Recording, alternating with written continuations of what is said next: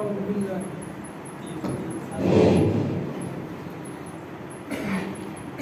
باللہ من الشیطان الرجیم بسم اللہ الرحمن الرحیم۔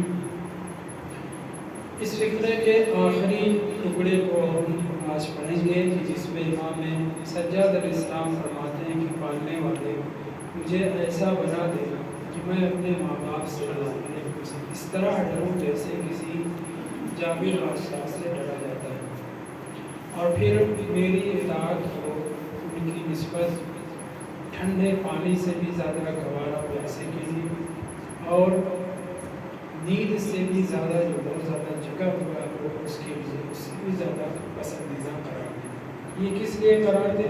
تاکہ میں ان کی خواہشات، ماں باپ کی خواہشات کے اوپر اپنی خواہشات کو نہ رکھوں بلکہ ان کی باتوں کو سنوں، ان کی باتوں کو پورا کروں۔ آگے یہ فقرہ ہے وَأَسْتَكْثِرَ بِرَّهُمَا بِي وَإِنْ قَلَّ وَأَسْتَقِلَّ بِرِّي بِهِمَا وَإِنْ كَثُرَ۔ لفظوں پہ غور کریں، امام سجاد علیہ السلام بیان فرما رہے ہیں کہ اگرچہ میں میری نسبت ماں باپ نے کم احسان کیا، مثلا ولادت کے بعد وہ دوسرے ملک چلے گئے یا میں دوسرے ملک چلا گیا، یا ولادت کے بعد بچپنے میں تو انہوں نے میرے اوپر احسان کیا، میری دیکھ کی، لیکن اس کے بعد میں پڑھنے کے لیے نکل گیا، کام کرنے کے لیے نکل گیا، بہرحال ان کے احسانات بظاہر میرے اوپر کم رہے۔ امام فرما رہے ہیں کہ اگر ماں باپ نے میرے ساتھ کم بھی احسان کیا ہو، استکثر، میں ان سے کثیر سمجھوں، مجھے ایسا بنا دے کہ میں ماں باپ کے چھوٹے سے مختصر سے بھی نیک شکل کو، خدمات کو بہت زیادہ سمجھوں۔ مقابل میں وَأَنْ أَسْتَقِلَّ بِرِّي بِهِمَا وَإِنْ كَثُرَ، اور میں اپنے ماں باپ کو چاہے جتنا بہت زیادہ میں نے احسان کیا، بہت زیادہ میں نے ان کا خیال رکھا، ٹھاٹ باٹ کی زندگی میں نے ماں باپ کو عطا کر دی ہو، پھر بھی أَسْتَقِلَّ بِرِّي، میں اپنی نیکی وہ اچھے سلوک کو جو ماں باپ کے ساتھ کر چکا ہوں، استقل اسے بہت قلیل سمجھوں۔ دقت کر رہے ہیں امام کیا کہہ رہے ہیں؟ ماں باپ نے چاہے جتنا کم احسان کیا، یہی کیا ہے کہ تمہیں پیدا کیا زحمتیں اٹھا کر کے، اس پیدا کرنے میں بھی ایک لفظ امام رضا علیہ السلام سے، امام باقر علیہ السلام سے، امام صادق علیہ السلام سے، رسول خدا کی حدیث میں توجہ دیں۔ رسول خدا فرماتے ہیں ماں باپ نے، خاص طور سے ماں نے، جو تمہارے ولادت کے موقع پر یا اس سے پہلے جو زحمتیں اٹھائی ہیں، اس کے لیے ایک حج، ایک درد پر ایک حج کا ثواب بتایا گیا ہے۔ تو اگر ماں باپ نے ولادت کے بعد ہمارے ساتھ کچھ بھی نہ کیا، حتیٰ ماں نے دودھ نہ پلایا ہو، یا بیماری کی وجہ سے یا کسی اور وجہ سے دودھ نہ پلایا ہو، باپ نے مثلا کسی دوسرے کو بخش دیا ہو اپنی اولاد کو، یا کوئی لے کے چلا گیا، خلاصے کلام کہ اگر ماں باپ نے ہمارے ساتھ ولادت، ان سے ولادت میں ہمارے ساتھ کچھ بھی نہ کیا یا بہت کم کیا ہو، استکثر، اسے میں کثیر سمجھوں۔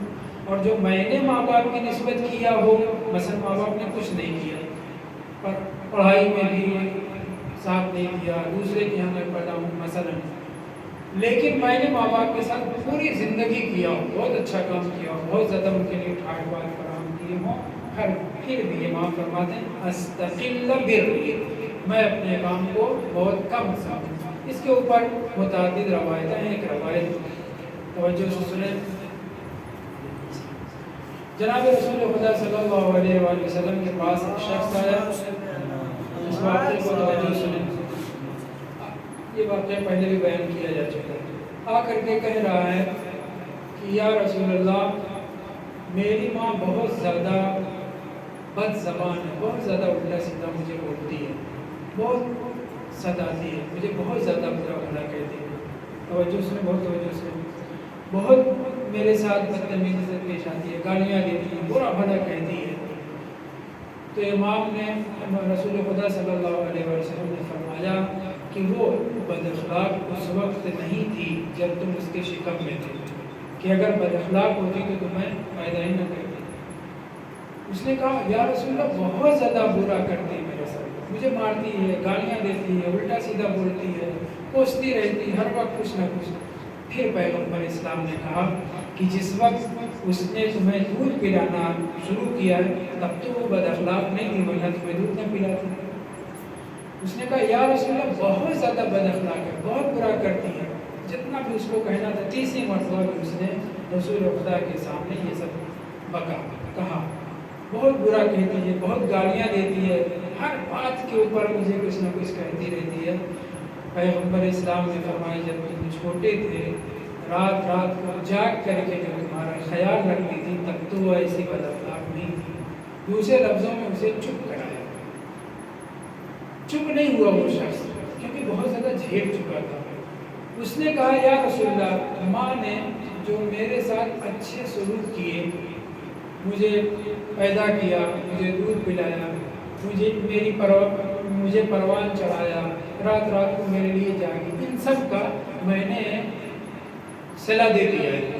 لفظ اس نے استعمال کیا لقد، میں نے بتحقیق کی میں نے کیا ہے لفظ کفیت، اسے کچھ لفظ ہے کہ میں نے اس کو مکمل مکافات کر دیا ہے، اس کا جو ہے اس کی جزا پوری کر دی، یعنی پوری زندگی وہ مجھے چلاتی رہی ہے لیکن میں اس کے ساتھ اچھے سلوک سے پیش آیا ہوں، میں نے اس کو بہت دیکھی ہے۔ ہاں لقد جازیتھا، اللہ کے رسول میں نے اس کی جزا پوری کر دی ہے، ماں کی جزا پوری کر دی ہے۔ رسول خدا نے کہا فما فعلت بہا، تم نے کیا کیا ہے ماں کے ساتھ جو یہ کہہ رہے ہو کہ میں نے ساری اس کی جزا پوری کر دی ہے، ساری زحمتوں کا بدلہ چکا دیا ہے۔ رسول خدا سے وہ کہہ رہا ہے یا رسول اللہ میں نے جو کچھ کیا ہے اس کے لیے تو کیا ہی ہے، میں نے اس کے بڑھاپے کی وجہ سے اپنے کاندھے پہ اٹھا کر کے اسے طواف کرایا ہے، سعی صفا و مروہ کرایا ہے، حج کرایا ہے۔ توجہ ہے کیا کہہ رہا ہے، میں اس کے لیے کھانے پینے دوسرے امور تو انجام دیتا ہی ہوں، بڑھاپے کی وجہ سے اپنے کاندھے پہ بیٹھا کر کے میں نے اسے حج کرایا ہے، کیا چاہیے؟ لقد جازیتھا، میں نے اس کی جزا پوری کر دی ہے۔ پیغمبر اسلام نے فرمایا، ظاہراً اسی روایت میں قسم بھی ہے، یہاں میں نے جو روایت پڑھی اس میں قسم نہیں ہے، ولا تل، ایک درد کے برابر بھی تم نے اس کی خدمت نہیں انجام دی، پوری زندگی تم اس کو اچھے سے رکھو، کھاؤ کھلاؤ پلاؤ سب کچھ رکھو، یہاں تک کہ بڑھاپے میں اپنے کاندھے پہ اٹھا کر کے تم نے حج بھی کرایا سب کچھ، لیکن اس کے باوجود جو ماں نے تمہاری ولادت کے وقت درد محسوس کیا ہے، اس درد کے ایک درد کے برابر ابھی کچھ پورا نہیں ہوا ہے۔ دودھ پلانا اپنی جگہ پر، ولادت کے بعد تمہاری دیکھ دیکھ کرنا اپنی جگہ پر، بھوکا رہنا اور رات رات کو جاگ کر کے تمہارا لحاظ کرنا وہ اپنی جگہ پر، تم نے ایک درد کا تلقا میں آپ کے سامنے مرتبہ وضاحت کر چکا ہوں۔ جب ولادت قریب ہوتی ہے تو فاصلے سے درد شروع ہوتا ہے، ایک درد چاہے وہ 1 منٹ کے لیے ہی کیوں نہ ہو، ایک درد کے برابر ماں کے تم نے ابھی اس کو مکمل مجازہ سزا کی معنی بھی ہے، یعنی جزا دینا، اس کا پورا نہیں کیا۔ ہم ماں باپ کے کم احسان کو بھی، کم خدمات کو بھی زیادہ سمجھیں اور ان کے نسبت اپنی خدمات کو، پوری زندگی آپ نے ٹھاٹ باٹ کی زندگی اپنے والدین کو دی، یہاں تک کہ اپنے کاندھے پہ بٹھا کر کے حج بھی کرایا، عمرہ بھی کرایا، زیارت بھی کرائی، ان سب کا ساری خوبیاں، اسے ہم کیا سمجھیں، استقل برری، اپنے کام کو، اپنے احسان کو، اپنے اچھے اخلاق کو ماں باپ کی نسبت کم سمجھیں، وہی نکت ہو رہا اگرچہ بہت زیادہ ہی کیوں نہ ہو، پوری زندگی آپ نے ماں باپ کو عنایت کی، ان کے اوپر بہت اچھے سے رکھا، پھر بھی امام کیا فرما رہے ہیں، وان استقل برری، ان کی نسبت اچھے سلوک کو، اپنے اعمال خیر کو استقل کم سمجھوں، وہ ان کا سنا اگر سے بہت زیادہ ہی کیوں نہ ہو۔ یہ فقرہ بہت زیادہ اہمیت رکھتا ہے، سارے فقرے اہمیت رکھتے ہیں، لیکن امام کیا فرما رہے ہیں، انہوں نے چاہے جتنا کم خدمت ہماری نسبت انجام دیا ہو تب بھی اسے ہم زیادہ سمجھیں کہ انہوں نے ہمیں نعمت وجود عطا کیا، اور اگر ہم نے ان کی نسبت بہت کچھ کیا، بہت اچھا کام کیا، بہت نوازا ہو، پھر بھی اسے کم سمجھیں۔ ماں باپ کی نسبت نیک سلوک کا حکم معصومین نے بڑی شدت سے، بڑی تاکید سے دیا ہے۔ چند باتیں بہت توجہ، یہ بحث ایک مرتبہ اشارتاً ظاہراً مکارم کے درس میں ہو چکی ہے۔ کیا افضل الاعمال انتظار الفرج ہے نا روایت، سب سے بہترین عمل کیا ہے؟ امام زمان علیہ السلام کے ظہور کا انتظار کرنا، جلدی سے امام ظہور کرنا، یہ افضل اعمال ہے۔ اس انتظار میں انتظار کی دو قسم ہیں، ایک مرتبہ انسان بیٹھے بیٹھائے کھانا حاصل کرنا چاہ رہا ہے، ایک مرتبہ محنت کر کے کھا رہا ہے۔ ایسے انتظار کی دو قسم کا، انتظار محمود پسندیدہ انتظار کی انتظار کر رہے ہیں تو اس کے لیے اسباب بھی فراہم کریں، خود بھی اچھے بنے، دوسروں کو بھی اس لائق بنائیں کہ علماء کے خاص و خاص اصحاب میں شریک ہو سکیں۔ اسی طریقے سے بعض اعمال کو افضل اعمال قرار دیا گیا، اس میں سنی روایات میں حج مبرور، یعنی وہ حج جو مکمل اچھے کام کے ساتھ انجام دیا گیا ہو، مکمل طریقے سے، حج بھی کیا ہے؟ افضل عمل قرار دیا گیا روایت میں۔ دوسری جگہ معرفت خدا کے بعد اول وقت کو افضل عمل قرار دیا گیا، الصلاۃ لوقت اوقات، اول وقت میں نماز پڑھنا یہ افضل عمل قرار دیا گیا ہے۔ کتنی چیزیں ہوں گی؟ انتظار فرض اور حج، دوسرے نماز اول وقت۔ اگلی چیز محمد اور آل محمد علیہ السلام کے ساتھ ان کے اوپر درود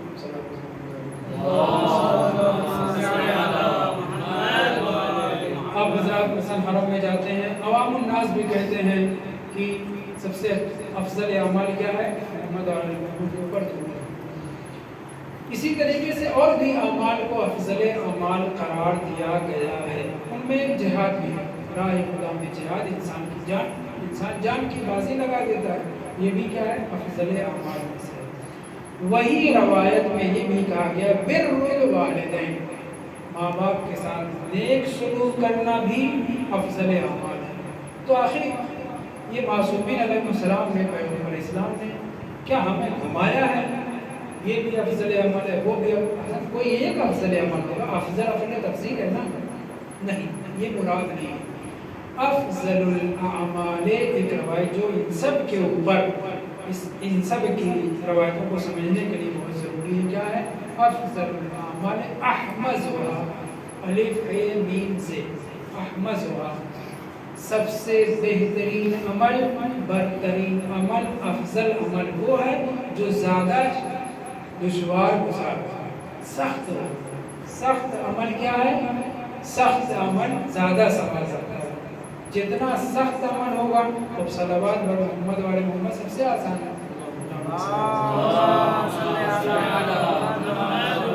انتظار امام زمان علیہ السلام سب سے آسان عمل ہے؟ نہیں، صلوات ذاتی طور پر، بہت توجہ سنیں پھر، ذاتی طور پر صلوات چونکہ بہت زیادہ اجر و ثواب رکھتی ہے، اس لیے اسے افضل قرار دیا گیا ہے۔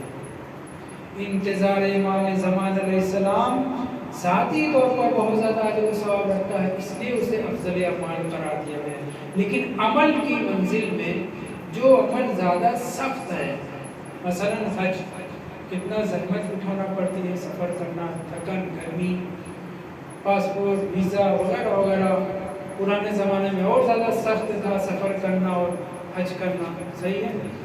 تو افضل عمل وہ ہے کہ جو زیادہ سخت ہو۔ حج کے مقابل میں نماز کو پابندی کے ساتھ روزانہ اول وقت پڑھنا یہ بھی سخت ہے، اس لیے یہ بھی افضل عمل ہے اپنی سختی کی بنیاد پر۔ ان دونوں سے ہٹ کر کے راہ خدا میں جان کی بازی لگا دینا، اس سے زیادہ سخت کیا ہوگا؟ صحیح، وہ بھی افضل عمل ہے۔ تو اعمال افضل، یہ سب سارے اعمال افضل ہیں، مگر ان سب کی وجہ جو ہے الگ الگ ہے۔ ان وجہوں میں سے سب سے بڑی وجہ یہ ہے کہ جو اعمال زیادہ سخت ہے وہ زیادہ افضل اور زیادہ اجر و ثواب والا ہے۔ اب اگر کسی کے ماں باپ بوڑھے ہو گئے، بوڑھے ہونے کے بعد اللہ نے ان کو زندگی طولانی عطا کی مثلا، اور اس نے جوانی سے ہی ماں باپ کے اوپر عنایت شروع کی، گالیاں سن رہا ہے ماں باپ کی، برا بھلا کہہ رہے ہیں ماں باپ کو، ماں باپ اس کو، اس کے باوجود بھی یہ ان کی دیکھ اچھی طرح سے انجام دے رہا ہے، تو ماں باپ کے ساتھ نیک سلوک کرتا رہے انسان، جن کے ماں باپ زندہ ہوں، بچہ زندگی میں صرف ضرور نہیں ہے، مرنے کے بعد بھی روایت آپ کے سامنے پڑھی جا چکی ہے، ایک روایت آج بھی اس سلسلے میں پڑھ رہا ہوں، توجہ سنیں کہ ماں باپ کے ساتھ نیک سلوک کرتے رہنا سب سے افضل عمل ہے۔ کیوں؟ کیونکہ یہ عمل بھی بہت سخت ہے، بہت دشوار ہے۔ کیسے دشوار ہے؟ ماں باپ بوڑھے ہونے کے بعد، ماں ہو یا باپ ہو یا دونوں ہو، تو انسان جو ہے کو بہت زیادہ تکلیف اٹھانی پڑتی ہے، بیماری میں خاص طور سے چڑچڑے ہو جاتے ہیں، سٹھیا جانے کے بعد کچھ بھی بکتے رہتے ہیں جو بھی زبان پہ آتا ہے، ان سب کو جھیل کر کے تب بھی ماں باپ کے ساتھ اچھے انداز سے پیش آنا، اس سے بڑا عمل نہیں ہو سکتا۔ سائل نے مختلف طریقے سے اماموں سے سوال کیا ہے، کسی کو امام نے کہا کہ امام زمان علیہ السلام کا انتظار سب سے بڑا عمل ہے، کسی کے لیے جو نماز میں مثلا وہ سستی برتتا تھا یا لیٹ لپیٹ نماز پڑھتا تھا، اس سے امام نے کہا کہ اول وقت نماز سب سے بہتر عمل ہے۔ کوئی آدمی حج نہیں کرنا چاہ رہا تھا مال و دولت ہونے کے باوجود، امام نے اس سے یا رسول نے اس سے کہا کہ سب سے افضل عمل کیا ہے؟ حج کرنا۔ اسی طریقے سے کوئی جہاد میں مقررات نہیں جانا چاہ رہا تھا، اس کے سامنے امام نے کہا یا رسول نے کہا افضل عمل کیا ہے؟ جہاد ہے۔ تو جہتیں فرق کرتی ہیں، ایک مرتبہ ذاتی طور پر عمل آسان ہو مگر بہت زیادہ افضل، بہت زیادہ ثواب، جیسے صلوات، جیسے انتظام، اس میں کوئی کام بظاہر نہیں کرنا ہے، واضح ہے، دل ہی دل میں آپ صلوات پڑھتے چلے جا رہے ہیں، بہترین اجر و ثواب کما رہے ہیں، مگر یہ عمل چونکہ ذاتی طور پر بہت زیادہ اجر و ثواب ہوتا ہے۔ مگر بعض دوسرے عمل کیا ہیں جن میں سختیاں ہیں، اول وقت نماز پڑھنا پابندی سے ہر کسی کے بس کی بات نہیں، اور وہ بھی ہمیشہ، لہٰذا اس کو افضل عمل قرار دیا گیا۔ مطلب واجبات پنجگانہ نماز کی بات ہوگی، ہر نماز کی۔ اس سلسلے میں جناب سید ابن طاووس، جناب ابو حمزہ صومالی، کس سے نقل کیا ہے مجھے یاد نہیں۔ اللہم صلی علی محمد، جی یہ تقی مجلسی فرماتے ہیں،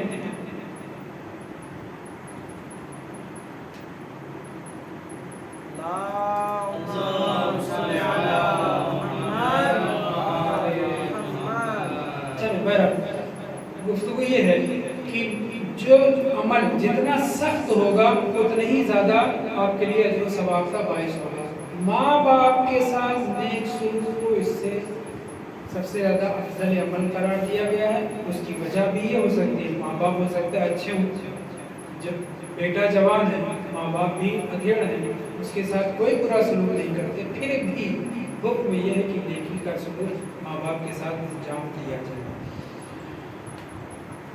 اب اگر کسی کے ماں باپ اس دنیا میں نہیں ہیں اور وہ ماں باپ کے ساتھ نیک سلوک کرنا چاہتا ہے، بیان کیا جا چکا ہے، اعمال خیر انجام دیں، صدقات، خیرات، ان کے لیے مستحبی نمازیں، زیارت، مجلس وغیرہ وغیرہ، ان سب کو انجام دے گا تو وہ آپ کے والدین نہیں ہوگا، ماں باپ کے حق میں یہ نیک سلوک کہلائے گا۔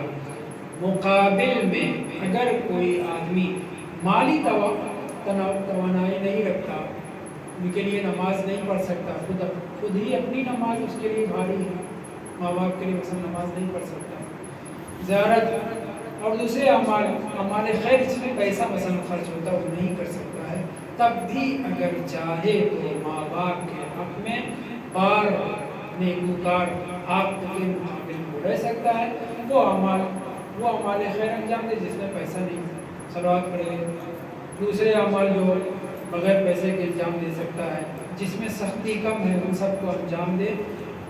وہیں پر رسول اسلام، ظاہر رسول اسلام سے ہے نہیں، رسول اسلام کی حدیث میں بعد پڑھوں گا.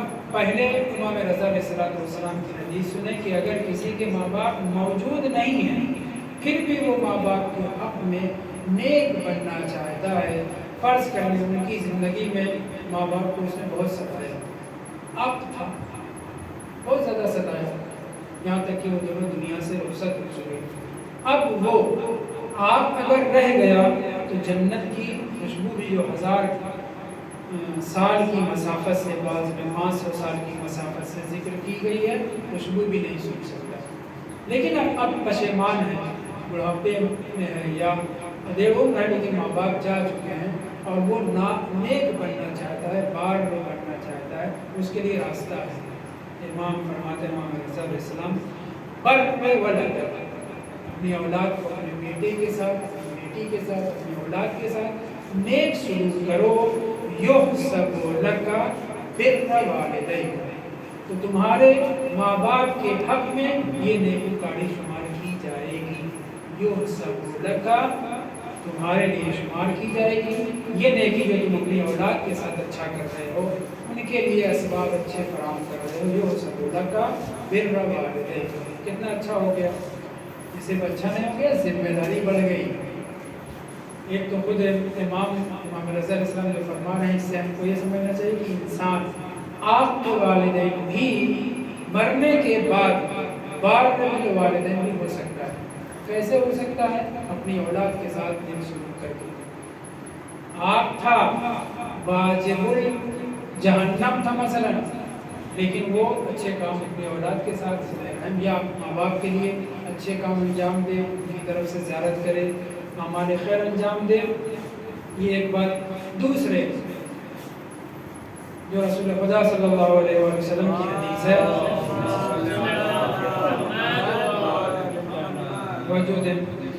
رحم اللہ والدا اعان علی البر.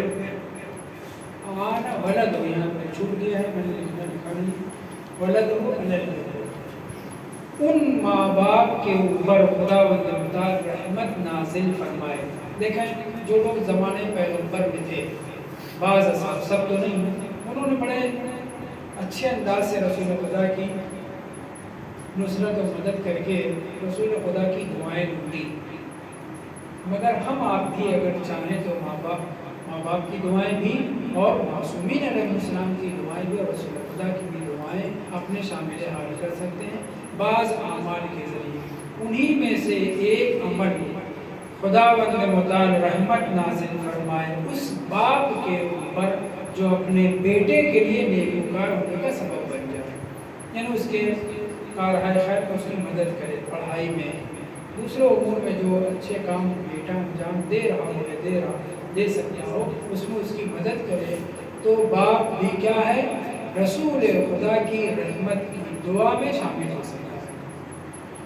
قرآن مجید نے ان الابرار لفی نعیم جو کہا ہے، وہاں تفسیر میں اٹھا کر کے دیکھیں، الابرار بار کی جمع ہے، نیکوکار لوگ نعیم میں ہوں گے، جنت میں زبردست نعمتوں میں گھرے ہوں گے. وہاں پہ تفسیر میں یہ بیان کیا گیا ہے کہ الابرار ہر نیکوکار آدمی نہیں ہے، اپنے حق میں بہت اچھا ہے، بہت اچھے سے کام انجام دے، وہ ہر ابرار، ہر نیکوکار ابرار میں شامل نہیں، بلکہ وہ شخص ہے کہ جو اپنے ماں باپ کے حق میں بھی اچھا ہو، اپنی اولاد کے بھی حق میں اچھا ہو. عبارت پہ توجہ دیں. فرماتے ہیں انما سموا، امام رضا علیہ السلام، انما سموا الابرار، یہ جو قرآن میں ان الابرار لفی نعیم کہا گیا ہے، یہ اس لیے کہا گیا ہے، انہیں ابرار اس لیے کہا گیا ہے، نام ان کا، لقب ان کا ابرار جو پڑا ہے، اس کی وجہ یہ ہے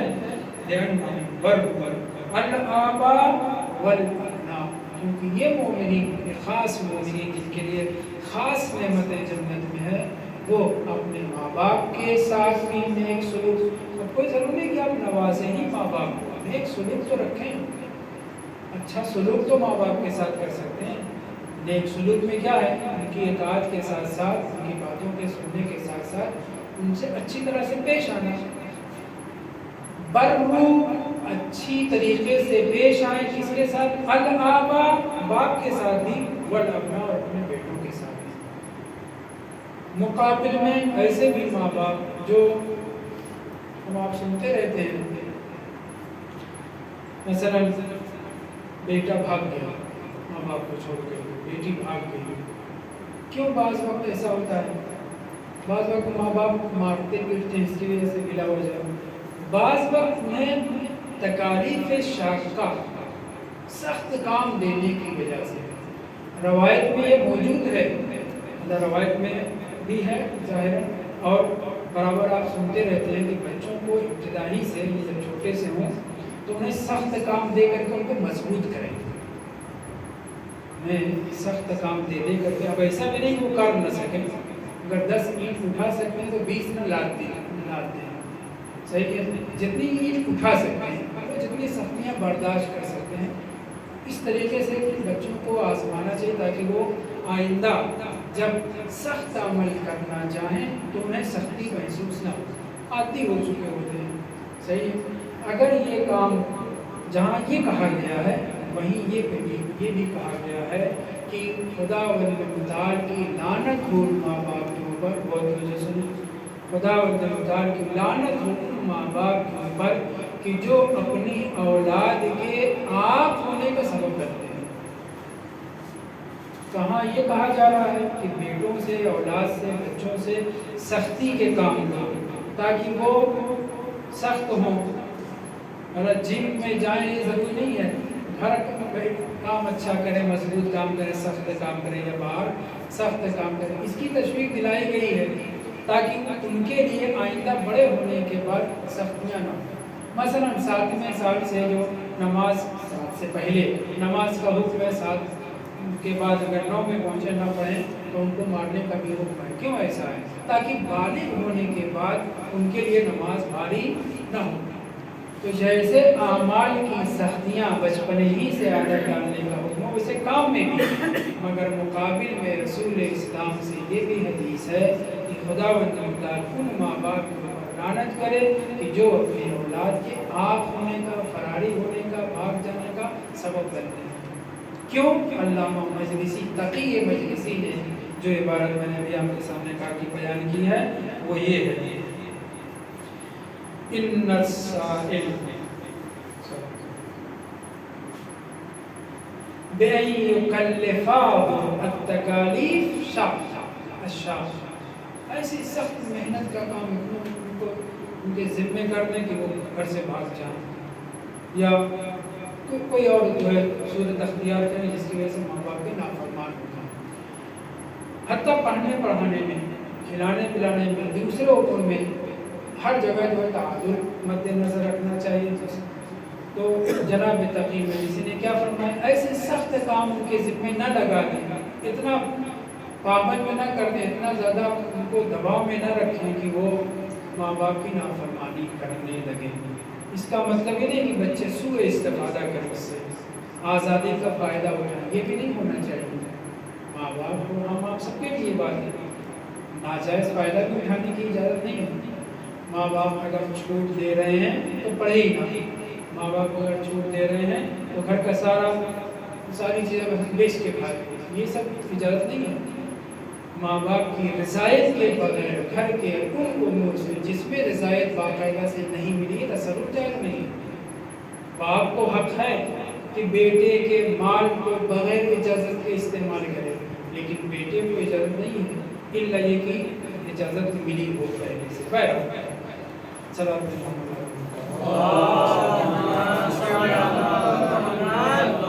صحابی امام سے پوچھ رہا ہے کہ مولا یہ بتلائیے کہ باپ کا حق بیٹے کے اوپر کیا ہے؟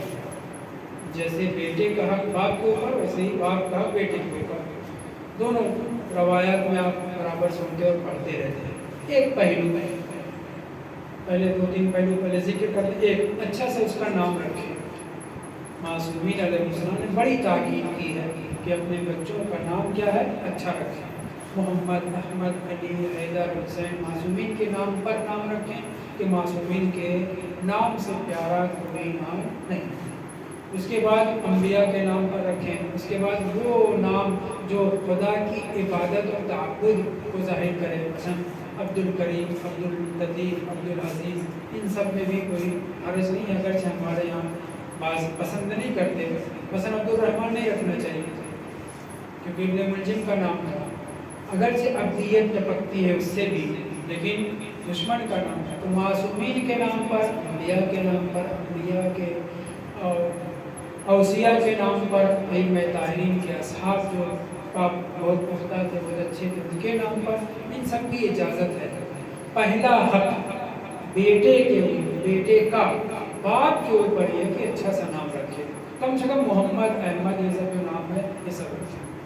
دوسرا حق اس کے مثلا تعلیمات کے سلسلے میں، قرآن کی تعلیم اور دیگر تعلیم، وہیں پر بیٹے کا بھی حق بیان کیا گیا ہے کہ بیٹا باپ کا نام نہ لے، لا یسمی باسمہ، بیٹا باپ کا نام نہ لے، باپ کہے، والد صاحب کہے، ابو کا جو بھی الفاظ استعمال کرتا ہے، یا کہیں بتانا ہو ولدیت تو وہاں تو ولدیت بتانی وہ الگ چیز ہو گئی، باپ کا نام نہ لے۔ اسی طریقے سے چند باتیں بیان کی گئی، میں جو خاص بیان کرنا چاہ رہا ہوں وہ یہ ہے، وَلَا يَسْتَسِبْ لَهُ، بیٹا باپ کے لیے سبب سب نہ بنے۔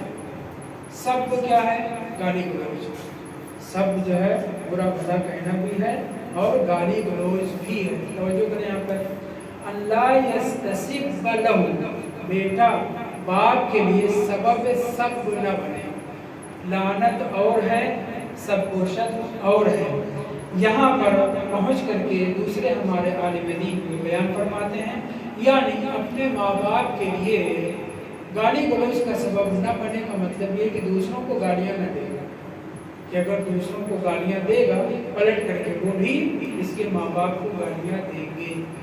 نتیجے میں ماں باپ کے لیے گالی کا سبب بننے والا بھی حق والدین اور خاص طور سے باپ کے حق دونوں ہے۔ باپ کے لیے سبب سب نہ بنے، وضاحت کیا کی گئی ہے کہ دوسروں کو اگر گالیاں دیتا پھرے گا تو اس کے بھی ماں باپ کو گالیاں پڑے گی اور یہ حق والدین کے خلاف ہے۔ اب میں نے کیا کہا، لعنت اور ہے، سب و شتم اور گالی گلوچ اور ہے۔ معصومین علیہ السلام نے صاف لفظوں میں منع کیا، لا تکونوا سبابین، گالی گلوچ دینے والے نہ بنو۔ اہل بیت اصل گالی گلوچ پسند ہی نہیں کرتے۔ قرآن مجید نے بھی منع کیا کہ دوسروں کے خداؤں کو اگر گالیاں دو گے تو تمہارے خدا کو بھی لوگ گالیاں دے دیں گے۔ تو اب لعنت کیا ہے، اب سب کیا ہے؟ توجہ، ایک ہی جملے میں بات ختم کروں، ماں باپ کے اوپر بھی ان کے کفر و شرک و نفاق و ناسبی ہو جانے کی وجہ سے، دوسرے مذہب کے ہو جانے کی وجہ سے اگر ضرورت پڑے تو ماں باپ کے اوپر لعنت کرنے کی اجازت ہے، مگر نیک سلوک روا رکھنے کے ساتھ۔ یہ کیسے جمع ہو سکتا ہے؟ ہمارے علماء نے جمع کیا، بتایا ہے، نیک سلوک ماں باپ ہونے کے ناطے اور ہے، کافر بھی ہو جائیں تب بھی نیک سلوک رکھنے کا، رواداری کرنے کا حق ہے، ان کے ساتھ مہربانی سے پیش آنا ہے، مگر وہ اگر آپ کے لیے ایسے امور میں دخالت کر رہے ہیں کہ جس کی وجہ سے لعنت کے مستحق ہو رہے تو لعنت بھی کرتے ہیں۔ واضح بات، مقابل میں اگر ہم دوسروں کے خداؤں کو گالیاں دیں گے تو صرف وہ خدا تک محدود نہیں رکھیں گے، بلکہ وہ خدا کو بھی گالیاں دیں گے اور ہمارے معصومین علیہ السلام کو بھی گالیاں دیں گے، تو ہم سبب بنے ہیں معصومین کو گالیاں دینے کے۔ لہٰذا سب جسے ہم لعنت سے تعبیر نہیں کرتے، گالی سے تعبیر کرتے ہیں، وہ سب جو گالی کے معنی میں ہے اور وہ سب جو برا بھلا کہنے کے معنی میں، نہیں وہی برات اور لعنت۔ تو لعنت اور برات کا حکم ہے، کہیں کہیں لعنت واجب ہے، کہیں کہیں تقیہ اور مدارات کا موقع ہے، وہاں اصل حرام ہے لعنت کرنا، برملا مثلا۔ لعنت کیسے کی جائے، کیا الفاظ کیسے ہیں؟ وہ الگ بات ہے، ہاں لعنت کا طریقہ وہ بیان کیا گیا ہے، لا رحمہ اللہ، لا اللہ لا یرحمہ الا آخر۔ ہم آپ کو مثلا بر عمر لعنت بھی ہے، بر ابو بکر لعنت، بر عثمان لعنت کہتے ہیں، یہ بھی لعنت کا ایک طریقہ ہے۔ لعنت کرنے کی اجازت ہے मगर गालियां देने की इजाजत नहीं। मासूमी बात, लानत करना कहीं वाजिब है, मगर माँ बाप के लिए जाए कि हम अपने हकीकी माँ बाप, मानवी और रूहानी माँ बाप अहले बैत के लिए गाली का सबब बने, ये बिल्कुल दुरुस्त नहीं है। फ़र्क समझें, लानत वाजिब है, गाली हराम है। गाली से मना किया गया है, लानत की तशरीह दिलाई गई है। कुरान ने भी हुक्म दिया है, अहले बैत ताहिरीन अलैहिस्सलाम ने भी हुक्म दिया है। तो लानत में और गाली में ज़मीन आसमान का फ़र्क है। मासूमीन ने भी मना किया, कुरान ने भी मना किया है। ला तसब्बु का लफ्ज़ इस्तेमाल किया ना कुरान में, मगर वो सब बेमाने गाली है। और वो सब जिसे हम सबको शत्म कह के बुरा भला और लानत के माना में करते हैं, वो जायज़ है, बल्कि कुरान ने भी लानत की है मुताबिक लोगों के ऊपर। खुदा उनकी तौफीक में इनायत फरमाए कि हम न सिर्फ ये कि अपने सगे माँ बाप के लिए, बल्कि जो हमारे मानवी माँ बाप या अली अंता व अना अबवा सैर उम्मते मासूमीन अलैहिस्सलाम सरे पहली जनाब सैयदा जनाब रसूल खुदा सल्लल्लाहु अलैहि वसल्लम जनाब अमीरुल मोमिनीन इस्लाम सारे मासूमीन अलैहिस्सलाम हमारे बाप हैं। लिहाजा जैसे हम अपने सगे माँ बाप के लिए पसंद नहीं करते कि कोई हमारे माँ बाप को गाली गलौज करे, हमें उससे कहीं ज़्यादा नफरत होनी चाहिए कि मासूमीन अलैहिस्सलाम के लिए गाली गलौज और का सबब बने। मैंने फिर कहा, गाली गलौज और है, दानत और तबर्रा और है। तबर्रा अपराध का हुक्म है, दीन में शामिल है। असलन बग़ैर तबर्रा के तवल्ली कबूल नहीं है, बग़ैर तबर्रा के तवल्ली तबर्री के बग़ैर तवल्ली कबूल नहीं है। असल मासूमी ने सही तौर ये फरमाया है कि जो हमसे मोहब्बत और विलायत का दम भरता है, हमारे दुश्मनों से बरात और बेजारी अख्तियार नहीं करता, वो झूठा है, हमारी विलायत का कायल नहीं है, ज़बानी जमा खर्च है। तो खुदावंद ने खुदा इन्हीं बुजुर्गवारों को ख़ास तौर से ताहिरीन अलैहिस्सलाम के सदक़े में हमें दोनों पहलू लेकर के चलने वाला, विलायत का भी, बारात का भी, और नेक शुरू करने का, ज़िंदगी में भी, मरने के बाद भी अपने वालिदैन की निस्बत, सगे वालिदैन जिन्होंने पैदा किया उनके लिए भी, और वो वालिदैन जिनके सबब खुदावंद ने इस कायनात को पैदा किया है, उनके लिए अच्छाई का सबब बने, बुराई का सबब न बने, ज़ीनत का सबब बने, तौहीन और मज़म्मत का सबब न बने। अल्हम्दुलिल्लाह।